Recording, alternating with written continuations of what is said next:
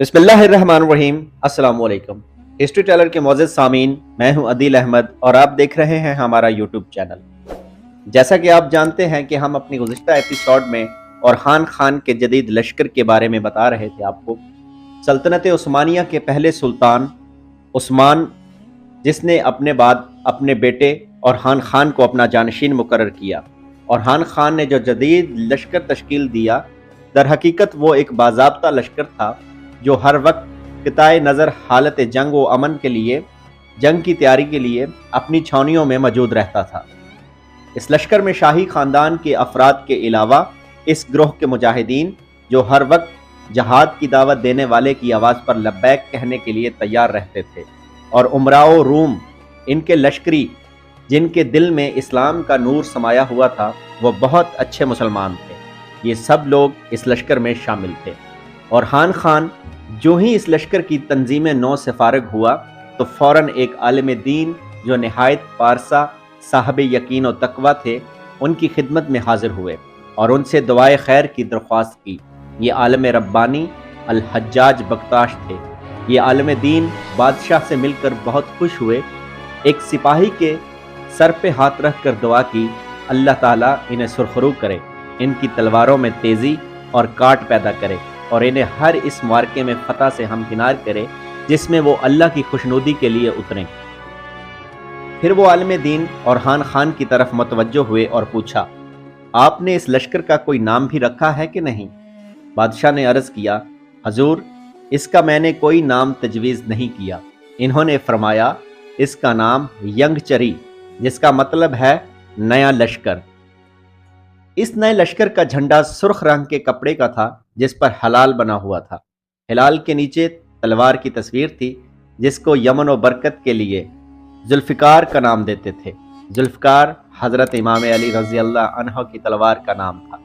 औरहान खान के भाई अलाउद्दीन साहब फ़िक्री आदमी थे, इल्म शरीयत का सही फहम रखते थे और ज़हदो तसूफ़ में मशहूर थे। जब बेज़नतीनियों के साथ मुकाबलों का सिलसिला दराज हो गया और जहादी जिम्मेदारियां बढ़ गई तो इस नए लश्कर में भी इजाफा कर दिया गया। सुल्तान ने तुर्क और बेज़नतीनी नौजवानों का इंतखाब किया जो मुसलमान हो चुके थे और इनका किरदार अच्छा था। इन्हें नए लश्कर में भर्ती कर दिया। फिर इनके इस्लामी असूलों पर जहादी तरबियत की। यूँ नए लश्कर की तादाद रोज़ बरोज़ बढ़ती गई और कई हज़ारों मुजाहिदीन तक पहुँच गई। औरहान खान और अलाउद्दीन इस बात पर मुत्तफिक थे कि नए लश्कर की तश्कील का मकसद और इसका हदफ बेज़नतीनियों के ख़िलाफ़ सिलसिला जहाद को कायम रखना और इस्लाम की नशर व इशाअत के लिए इनके इलाकों को ज़्यादा से ज़्यादा अपनी कलम रो में शामिल करना होना चाहिए। इन बेज़नतीनियों से इस्तिफ़ादा करना और तरवीज इस्लाम की मुहिम में मुसलमान हो चुके थे। नेज़ इन नौ मुस्लिमों को इस्लामी जहाद की तरबियत देना और इनके दिलों में इस्लामी तहज़ीब का शौक़ और जहाद फी सबीलिल्लाह का जज्बा पैदा करना था। अलगर्ज सुल्तान औरहान खान किसी एक भी नसरानी बच्चे को इसके माँ बाप से नहीं छीना और एक भी नसरानी बच्चे को इस्लाम कबूल करने के लिए मजबूर नहीं किया। जेबुनिज़ जो कुछ जुमान करते हैं वो खुला झूठ है, बहतान है। हमारी तारीख़ की किताबों को इस तरह के बेबुनियाद इल्ज़ाम से पाक होना चाहिए।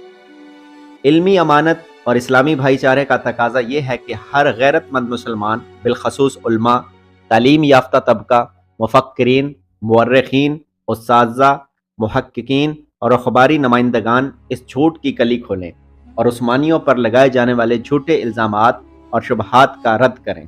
अब चलते हैं औरहान खान की दाखिला और खारजा पॉलिसी की तरफ।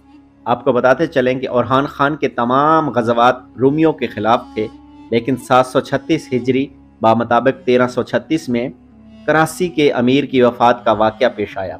कराची इन इमारात में से एक थी जिनकी बुनियाद सलाजिका रूम की सल्तनत के खंडरात पर रखी गई थी। वालिद की वफ़ात के बाद भाइयों में सल्तनत के तनाज़ा पैदा हुआ। औरहान खान ने इस मौके से फ़ायदा उठाया, इस इमारात पर कब्ज़ा कर लिया। ये बात नुज़ायदा दौलत उस्मानिया के अहदाफ में शामिल है कि एशियाई कोचक में सलाजिका रूम की सल्तनत की वरासत हासिल की जाए और जो इलाके इनके ज़ैर निगी रह चुके थे इन पर गलबा हासिल किया जाए। इसी वजह से मोहम्मद फातिहा के दौरे हुकूमत तक के और इन दूसरी इमारतों के दरमियान चपलकश चलती आ रही थी। کہ پورا ایشیائی کوچک عثمانی سلطنت میں شامل ہو گیا ہے۔ استحکام سلطنت کے لیے اورحان خان نے اصلاحی اور عمرانی امور کی طرف توجہ مضبوط کی، نظام سلطنت کو نئے خطوط پر استوار کیا، فوجی طاقت کو بڑھایا، مساجد کی تعمیر کی، علمی ادارے قائم کیے اور ان پر بہترین علماء اور اساتذہ کو نگران مقرر کیا۔ پورے ملک میں ان علماء کو بڑی قدر و منزلت کی نگاہ سے دیکھا جاتا تھا۔ ہر دیہات میں مدرسہ تھا اور ہر شہر میں کالج تھا، جس میں علم نحو، تراکیب لغویہ، منطق، فزکس، فقہ لغت، علم بدیہہ، علم بلاغہ، علم ہندسہ، علم فلکیات اور جدید علوم کے ساتھ ساتھ قرآن کریم کا حفظ و تفسیر، سنت، علم فقہ اور علم العقائد بھی پڑھائے جاتے تھے۔ کراسی کی عمارات پر قبضہ پانے کے بعد 20 سال تک اورحان نے کسی بھی علاقے پر چڑھائی نہیں کی۔ 20 سال کا یہ عرصہ ملکی نظم و نسق کو بہتر بنانے، شہروں کے انتظامی امور کو نئے خطوط پر استوار کرنے اور فوجی تنظیم و نو میں گزار دیے۔ اس عرصہ میں اورحان خان نے ملک کے کونے کونے میں امن عامہ کی صورتحال کو بہتر بنایا، مسجدیں تعمیر کیں اور ان کی ضروریات کے لیے محکمہ اوقاف تشکیل دیا اور ایسے وسیع پبلک ادارے بنائے جو اورحان خان کی عظمت شان، تقوی اور دانائی کا پتہ دیتے ہیں۔ انہوں نے اپنی سلطنت کی توسیع کے لیے جنگ پر جنگ کرنے کی پالیسی اختیار نہیں کی، بلکہ اپنے زیر نگی علاقوں میں حکومتی استحکام کے حریص رہے اور ہر وہ علاقہ جو فتح کیا اس پر شہری، عسکری، تربیتی اور ثقافتی چھاپ لگانے کی کوشش کی۔ اس وجہ سے ہر نئی زمین ان کی سلطنت کا اٹوٹ انگ بن گئی اور باہمی اتحاد و یگانگت کی وجہ سے ایشیائی کوچک میں سلطنت عثمانیہ کے علاقے ایک مثال بن گئے۔ یہ چیز اورحان خان کی فراست، سلطنت کی تعمیر و ترقی میں تدریج کی پالیسی کو مکمل طور پر اپنانے، تہذیب کے قیام اور معاشروں کے احیاء کی بہت بڑی دلیل ہے۔ اورحان خان داخلی امن و استحکام سے فارغ ہوا ہی تھا کہ دولت بیزنطینیہ کے اندر حکومت کے بارے جھگڑا پیدا ہو گیا اور شہنشاہ پونتاکوزونس نے اپنے مخالف کے مقابلے میں اورحان خان سے مدد طلب کی۔ سلطان کے لیے یہ بہت ہی اہم واقعہ تھا۔ انہوں نے یورپ میں عثمانی نفوذ کو مستحکم کرنے کے لیے اپنی فوجیں روانہ کر دی۔